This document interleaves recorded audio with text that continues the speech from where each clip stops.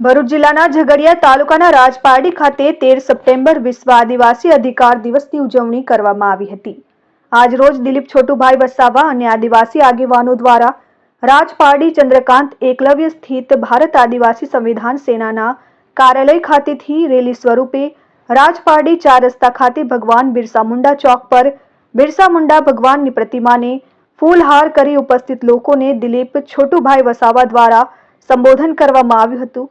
તેઓએ જણાવ્યું હતું કે સરકાર દ્વારા આદિવાસીઓના હક અને અધિકારની વાતો કરી હતી અને સરકાર ઉપર પ્રહાર કર્યા હતા। તેમજ તમામ આદિવાસી સંગઠનોને એક મંચ પર આવી આદિવાસીઓની લડાઈ લડવા માટે આહવાન કર્યું હતું।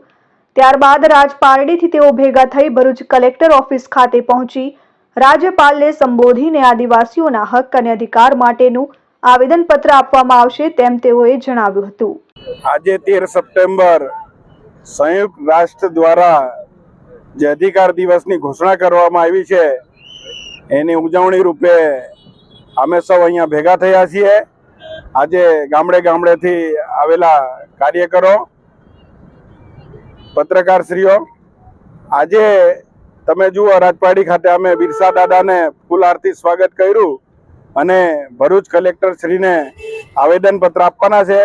અમારે આવેદનપત્ર આપવાનો જે મતલબ છે એ સંયુક્ત દ્વારા જે અમને અધિકાર આપવામાં આવ્યો છે આ દિવસનો, તો અમે કલેક્ટરને આવેદનપત્ર એટલા માટે આપવા માંગીએ છીએ કે આ રાજ્યમાં 1.5 કરોડથી બી વધારે આદિવાસીઓ વસે છે અને આજે તમે જુઓ ઉમરગામથી અંબાજી જે અમારો આદિવાસી વિસ્તાર છે એ વિસ્તારમાં આદિવાસીઓ વસે છે અને જે આપણા બંધારણે શેડ્યુલ 5 અને શેડ્યુલ 6ની જે અમને અધિકાર મળ્યા છે એના ભાગરૂપે અમે આજે આપણા ગુજરાતના રાજ્યપાલ અને રાષ્ટ્રપતિ આપણા દેશના એમને અમે કલેક્ટર શ્રી દ્વારા આવેદનપત્ર આપવા માંગીએ છીએ।